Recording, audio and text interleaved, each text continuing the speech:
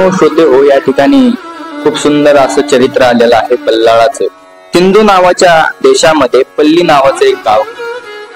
त्या पल्ली नावाच्या गावामध्ये एक कल्याण नावाचा वाणी राहतो. तो खूप दानशूर होता, धार्मिक होता. त्याची सुंदर अशी पत्नी होती, तिचं नाव इंदुमती होतं. ती पण पतिव्रता होती, दानशूर होती. जो कोणी याचक वगैरे त्यांच्या दारामध्ये आला तर ती त्याला काही ना काहीतरी दिल्याशिवाय त्याला जाऊन देत नाही. ती खूप महत्वाची गोष्ट आहे बरं.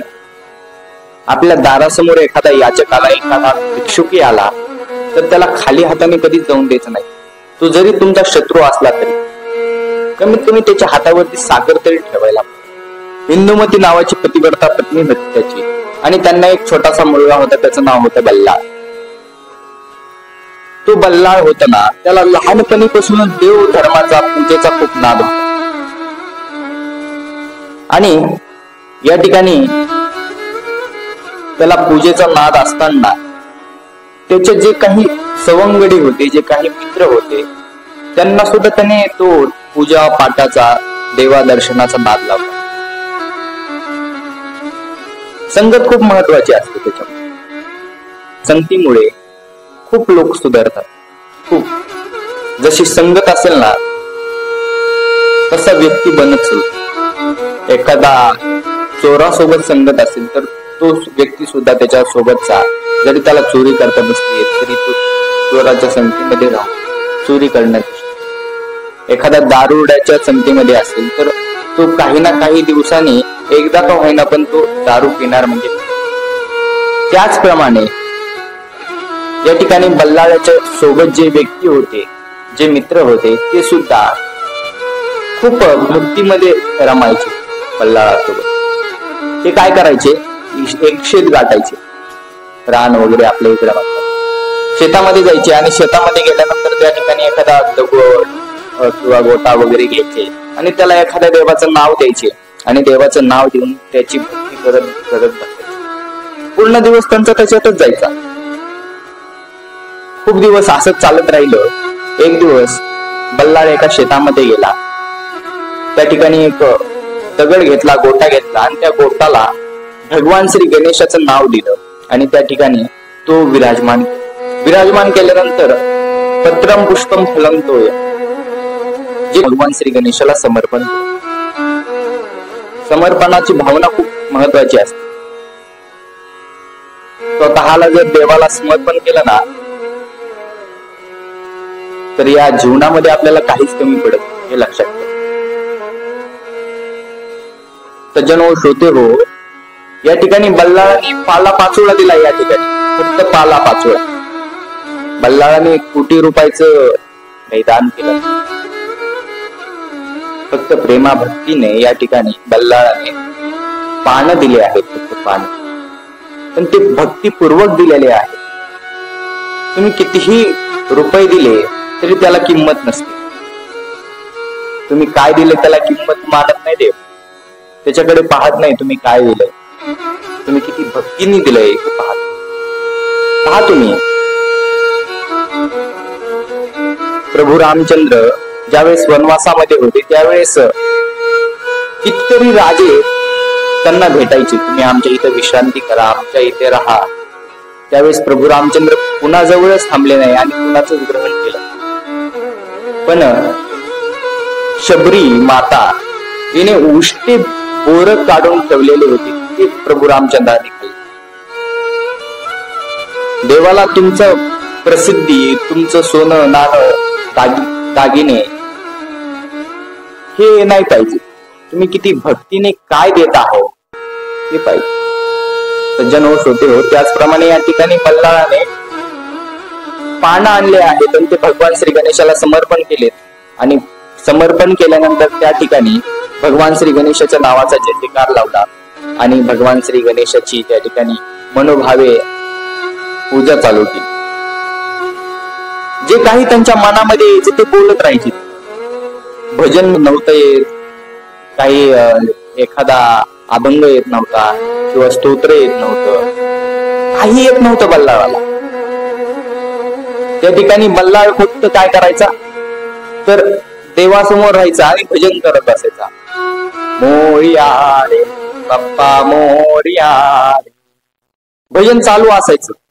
तेवढ्यामध्ये काय झालं, तिकडे कल्याण नावाचा जो वाणी होता, म्हणजे बल्लाळांचे वडील, त्यांच्याकडे गावातले काही जण गेले आणि गेल्यानंतर त्या ठिकाणी त्यांना सांगितलं की अरे तू तुझ्या पोराला समजून सांग, तुझ्या पोरामुळे आमच्या मुलाचं वाटोळ होतं. तुझं पोरग तर नुसतं देवदेवाच्या नादी लागून बर्बाद होतंय, त्याच्यामुळे आमच्या पोराला तू बिघडितोस. तुझं पोरग आमच्या पोराला सुद्धा बिघडायला. म्हणजे देवदेव करणाऱ्याला आजकाल लोक काय म्हणताय, बिघडला. देवदेव करणाऱ्यांना काय म्हणतात, बिघडला. अरे बिघडलो नाही तर आम्ही सुधारलो. सज्जनो श्रोते हो, या ठिकाणी सगळेजण गावाचे लोक मोठ्या मोठ्याने बल्लाळाच्या वडिलांना सांगू लागले, कल्याणा तू तुझ्या मुलाला नीट समजून सांग, आमच्या पोराच्या नादी लागायचं नाही, आमच्या पोरांना बिघडवायचं नाही, नाहीतर तुला आम्ही गावाच्या बाहेर काढून टाकू. असं कोण म्हटलं, गावातली मंडळी. त्यावेळेस कल्याण बल्लाळाचे वडील जे होते त्यांना खूप राग आला आणि राग आल्यानंतर त्या ठिकाणी रागाच्या भरामध्ये त्यांनी काठी उचलली आणि बल्लाळ ज्या शेतामध्ये होता त्या शेतामध्ये पळत गेल्यानंतर जो कोणी समोर दिसायचे त्याला ते मारत चालायचे. सगळ्यांना मारलं, जेवढे पोरं होते ते सगळे, जे मित्र वगैरे होते सगळ्यांना मारलं. आणि मारल्यानंतर शेवटी बल्लाळ दिसला. बल्लाळाला पण खूप हाणलं, खूप मारलं. त्याच्या शरीरामधून रक्त निघू लागलं, एवढा हाणलं. मला माझी एकच प्रार्थना आहे, जे काही तरुण मित्र मंडळ आहेत, जे देवाकडे आकृष्ट होत आहेत, कृपया करून त्यांना त्रास देत नका. काय माहितीये का, एखादा व्यक्ती जर काही भजनामध्ये येऊ लागला, कथेमध्ये येऊ लागला, तर लोक डायरेक्ट म्हणतात, अरे ते वायाला गेले, भजनात आणि कीर्तनात पळत. तसं म्हणू नका. सज्जन हो, श्रोते हो, या ठिकाणी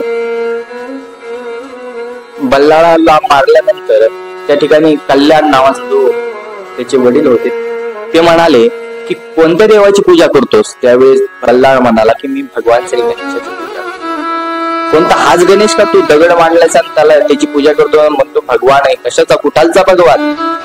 त्यावेळेस तो त्या गणेश रूपी मूर्ती जी काही गोटा मांडला होता त्याला ढकलून देतो आणि ढकलून दिल्यावरती त्यावेळेस बल्लाळाला खूप राग येतो.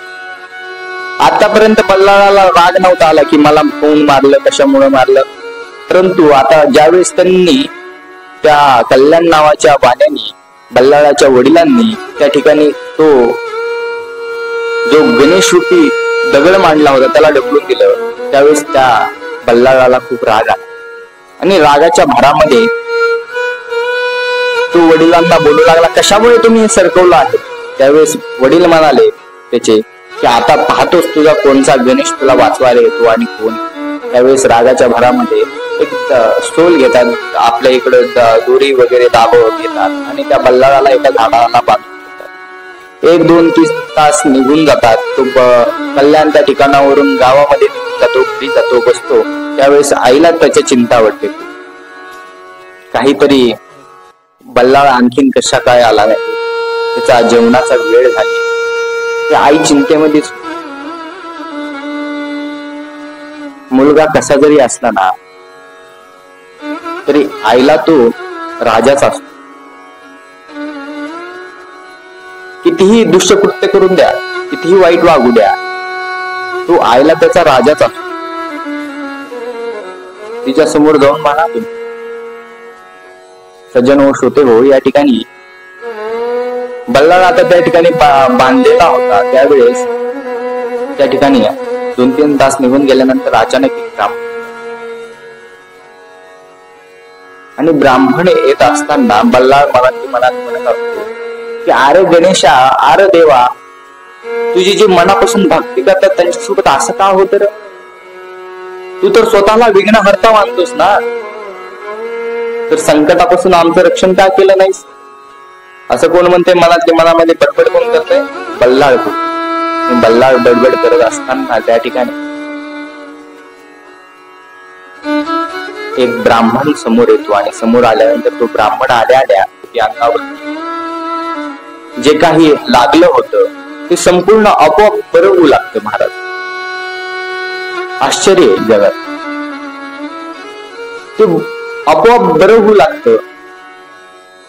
आणि ज्या दोरीने मारलं होतं ती दोरी सुटून खाली पडते. त्यावेळेस बल्लाळाला समजतं की हे दुसरं कुणी नसून देवच आहे दुसऱ्या रूपामध्ये आल्या. त्यावेळेस बल्लाळ त्यांच्या चरणी नमन करतो आणि गणपतीची स्तुती गाऊ लागतो. स्तुती गायल्यानंतर तू सांगतो की अरे देवा, मला मारलं म्हणून मला वडिलांचा राग आला, त्याने तुला ढकलून दिलं त्याच्यामुळे मला राग आला. किती श्रेष्ठ भक्ती पहा,